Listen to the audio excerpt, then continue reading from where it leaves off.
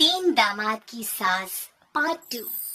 अब तक आपने सुना कि कावेरी जी अपनी तीनों बेटियों ईशा, मोहिनी और सुहाना की शादी तीन घर जमाई लड़कों के साथ करवा देती है। उन्हें लगता है कि ये लड़के शायद घर का कामकाज संभाल लेंगे, लेकिन उनके तीनों घर जमाई बहुत आलसी थे। वो नौकरी भी नहीं करते थे और बाहर का काम भी नहीं। कावेरी जी ने अपनी बेटियों से कहा कि वो प्रेगनेंसी का बहाना बनाकर अपने पतियों को सबक सिखाए। अब सुनिए आगे। मम्मी, आपने जैसा कहा था हमने वैसा ही किया, लेकिन देखिए ना, विवेक का हाल तो वैसा का वैसा ही है। घर में ना सुबह का नाश्ता बनता है और ना खाना। नौकरी पर जाने की बात करूं तो खाने को दौड़ते हैं मुझे। हाँ मम्मी, मैंने भी सुमित को कितनी बार कहा कि अगर नौकरी नहीं करनी तो कोई छोटी सी दुकान ही खोल लो। घर का खर्चा कैसे चलेगा? देखो दोपहर के 12 बजने आए और जिनाब अभी तक सो रहे हैं। हाँ मम्मी, ईशा और सुहाना ठीक कहती हैं। अविनाश का भी यही हाल है। जब मैंने अपनी प्रेगनेंसी के बारे में कहा तो मुझसे कहने लगा, अरे दूसरी लड़कियां तो 9-9 महीने तक नौकरी करती है, बस डिलीवरी के टाइम छुट्टी लेती है।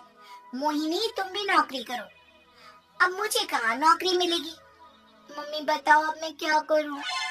हे भगवान, क्या सोचकर घर जमाई दामाद लाई थी मैं कि मेरी बेटियां मेरे पास रहेंगी और खुश रहेंगी, लेकिन इन आलसी दामादों ने तो हमारी जिंदगी को भी प्रॉब्लम में डाल दिया है। मैं तो कहती हूँ मम्मी, हम लोग वापस अपनी जॉब पर जाना शुरू कर देते हैं। बता देते हैं इन लोगों को कि हमने प्रेगनेंसी का बहाना किया है। नहीं नहीं बेटा, ऐसी गलती भी मत करना। अगर तुमने ऐसा किया तो इन तीनों की आदत और खराब हो जाएगी। अरे आज नहीं तो कल कभी तो तुम प्रेग्नेंट होगी, तब वापस यही प्रॉब्लम आएगी। तब क्या करोगी तुम तीनों? हाँ मम्मी, आपकी बात तो बिल्कुल सही है। इन लोगों को तो सुधारना ही पड़ेगा। लेकिन कैसे? अपने बच्चों के आने की खबर सुनकर भी इन लोगों पर कोई असर नहीं हो रहा। पैसे कमाने के लिए घर से बाहर निकलना ही नहीं चाहते ये तीनों। अब मेरे दिमाग में एक प्लान आया है। तुम तीनों चिंता मत करो, उन तीनों को बुलाओ, फिर मैं बात करती हूँ।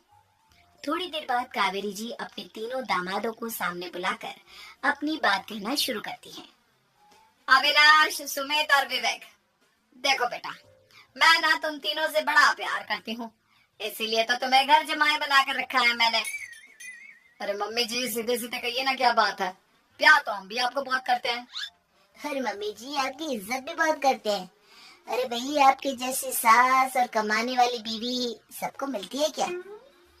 हाँ मम्मी, विवेक और सुमित ठीक कह रहे हैं। आपकी बेटी से शादी करके मेरी तो जिंदगी ही अच्छी हो गई है। जानती हूँ मैं, और ये भी जानती हूँ कि तुम तीनों अपनी अपनी बीवियों से बहुत प्यार करते हो। बेटा, बात ऐसी है कि हमारे कुल गुरु ने कहा है कि प्रेग्नेंट होने के बाद मेरी तीनों बेटियां शुरू के 4 महीने हमारे गांव में जाकर रहेगी, जहाँ मेरे चाचा जी रहते हैं। अरे लेकिन क्यों मम्मी, गांव में जाकर रहने की क्या जरूरत है इन तीनों को? वो क्या है ना बेटा, हमारे परिवार को एक श्राप है। अगर मेरी बेटियों ने यहाँ पर बच्चा पैदा करने की कोशिश की तो उनके बच्चों को कुछ भी हो सकता है।